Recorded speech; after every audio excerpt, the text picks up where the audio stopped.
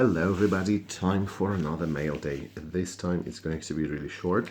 There is one main card and there are some extra copies of the things I wanted to order for my collection. But one of these cards is definitely a star. It is a card that used to be banned because of how powerful people thought it was. And it is a reserved list card, of course, so you know what I'm talking about probably. And this is not the card I'm referring to, Fungal Bloom, which is actually surprisingly not very easy to get nowadays. It's simply not a card that you can easily find online in any store, in any quantity you want. And I'm really looking forward to building my Fallen Empires fungus deck, you know, Thalid deck and such. So we have got a copy of that. Then we have got a Blue Elemental Blast, and if you look at the year here, it's not very easy to see.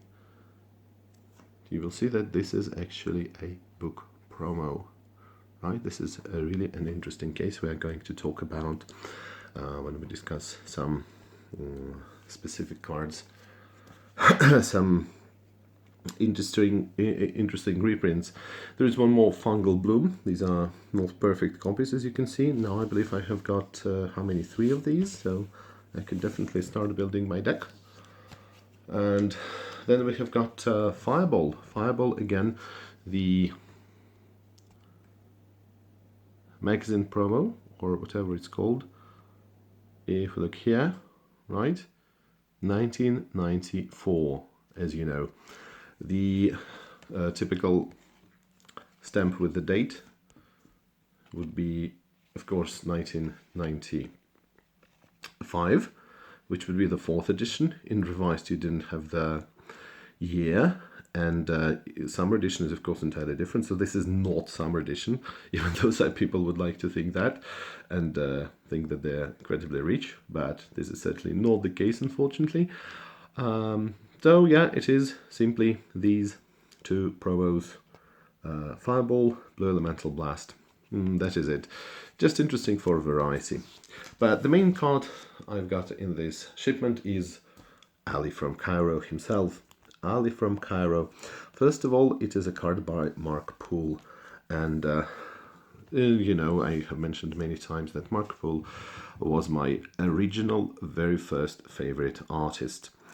And again, this was the time when I started to notice the artists in the Chandelier game. I started to look at the artist credits and I said, okay, I like this card, I like this card. And I said to myself, okay, so who's the artist? And I said, all right, well, this is Mark Poole. Oh, wait, there is one more Mark Poole card I absolutely love, and one more. I love Ancestral Recall. I love this one.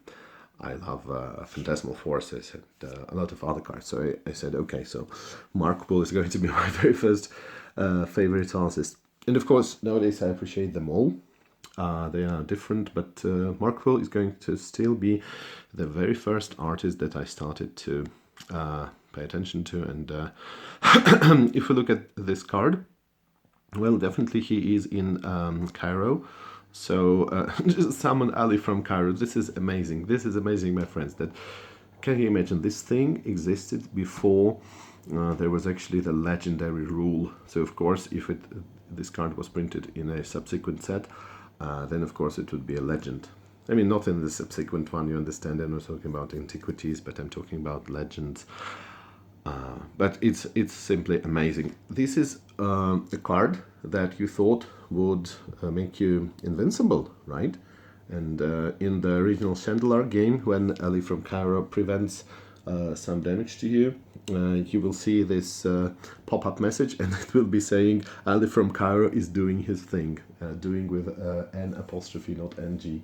And I found it amazing all the time. You know, it felt as such a powerful card. And again, as I said, it is one of those banned or restricted, I'm sorry if I'm remembering this incorrectly, cards, because of how powerful it was. Because, of course, there was some removal, but probably the decks were not as optimized as they are nowadays. So today, Ali from Cairo is just a minor card that would maybe lets you live for one more turn before he gets killed. But in the past it was really relevant, and you may have seen that people talk about how this card was expensive. Even 20 years ago, it fetched almost $100, depending on the condition, of course, a long time ago. And today, of course, it is more expensive, but not that much more expensive. And I saw this card only once in tournament. It was played against me in an interesting 95 tournament with the Thawing Glaciers, or whatever the name of the card is, deck. And yeah, it was definitely interesting and you know, quite unexpected to me. But then again, yeah, it's an amazing card. It's just so rewarding. It's so pleasing to have this card finally. I absolutely love it. It's amazing. It's just so much nostalgia, and actually a playable card. Amazing art, great effect. Really happy to have it. Thank you for watching, and I will see you soon. Bye.